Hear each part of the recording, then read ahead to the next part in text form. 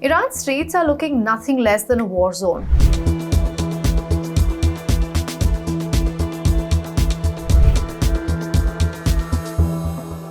What started as anger over rising prices has morphed into a movement that could topple the regime in Iran. And even though over the years Tehran has given valid reasons to protest, a failed economy, a failing currency, sky-high inflation and no room for dissent, there is a narrative constantly propping up that the Americans and Israelis are covertly fueling the protest to oust Ali Khamenei. And it's not baseless. Iran says it has evidence against Washington and Tel Aviv. Trump says he's in talks with the opposition leaders in Iran. Is the administration in contact with Iranian opposition leaders as this is unfolding? Yeah. What's the message to them? Yeah. You're going to find out pretty soon. And Israel is on high alert. These talks have given birth to rumors of a Venezuela-style takeover of Iran. I'm Ananya Dutta, and this is Grey Zone.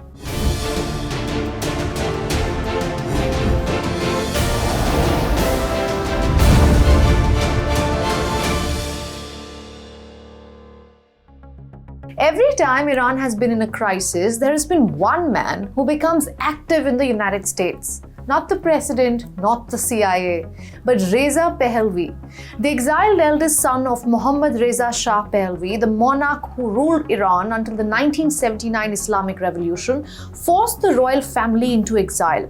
He has long positioned himself as a figurehead of the Iranian opposition and calls himself the Crown Prince even today.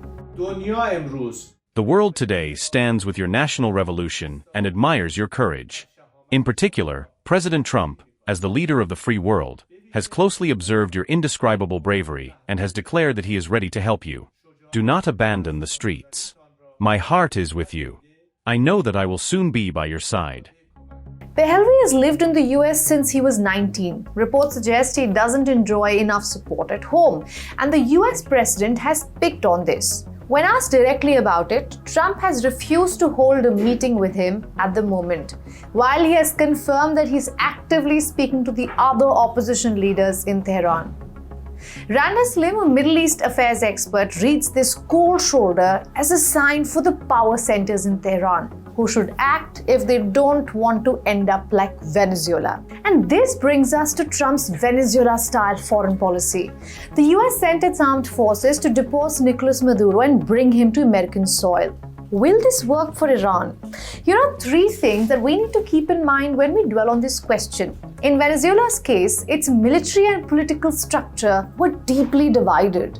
The regime's grip was weakened by economic decay, like Iran's, but Maduro's grip on power was evidently slipping. And the US exploited this to change the regime.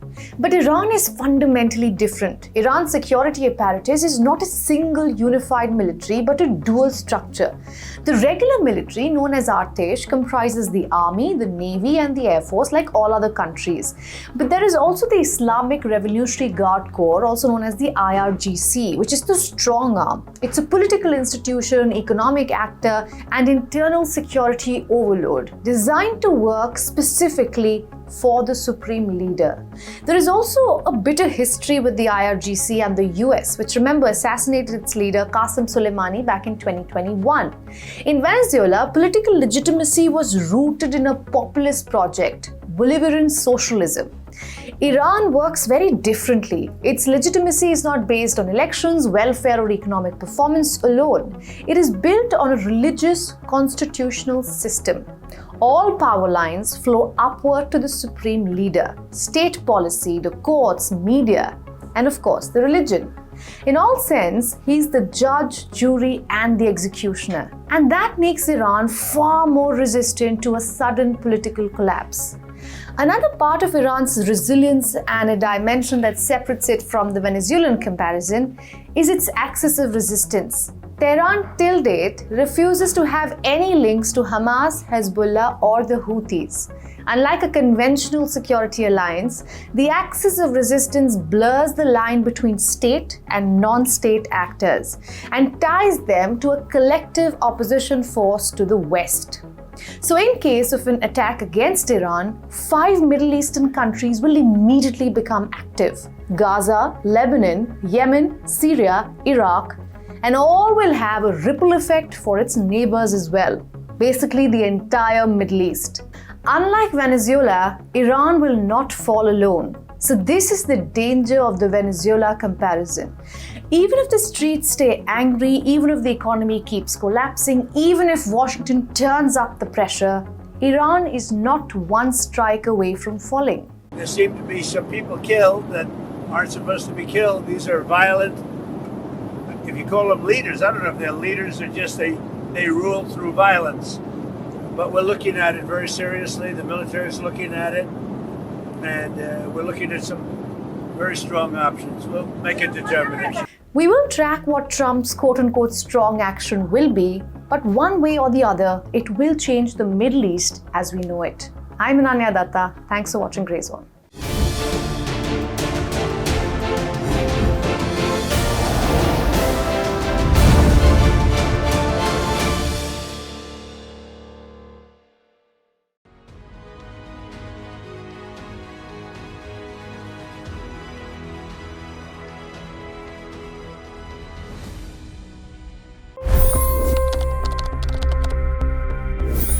$25 crore गरीब गरीबी को परास्त करके बाहर निकले। For the good of our nation, let's work together and let's truly make America great again. The fastest news breaks. Requested PM saying that look, you will have to speak to Putin and to Zelensky. The biggest newsmakers. The relationship with India is probably the most important bilateral relationship the US will have for the rest of this century. The capital delivered quite an election result today. Expert analysis. The million-dollar question today is how to stop this dance of death. Ground reports. I'm standing at the crossroad of the Kumbh Mela. Behind me are more than 100 entry guards. Long-form interviews. Exclusionary politics is reflected in Manipur case as well. You don't bother because this is a small state. Deep dive into burning issues. It's often said DRC could be the richest country in the whole world. It's because of what sits underneath. Why exactly did the US topple the Sheikh Hasina government? HD videos. We don't just break news, we break it down.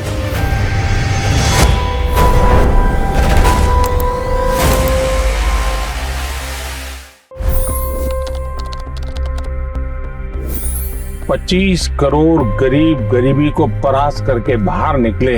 For the good of our nation, let's work together and let's truly make America great again. The fastest news breaks. Requested PM saying that look, you will have to speak to Putin and to Zelensky. The biggest newsmakers. The relationship with India is probably the most important bilateral relationship the US will have for the rest of this century. The capital delivered quite an election result today. Expert analysis. The million-dollar question today is how to stop this dance of death. Ground reports.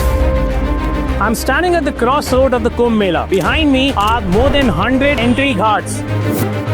Long-form interviews. Exclusionary politics is reflected in Manipur case as well. You don't bother because this is a small state. Deep dive into burning issues. It's often said DRC could be the richest country in the whole world. It's because of what sits underneath. Why exactly did the US topple the Sheikh Hasina government? HD videos. We don't just break news, we break it down.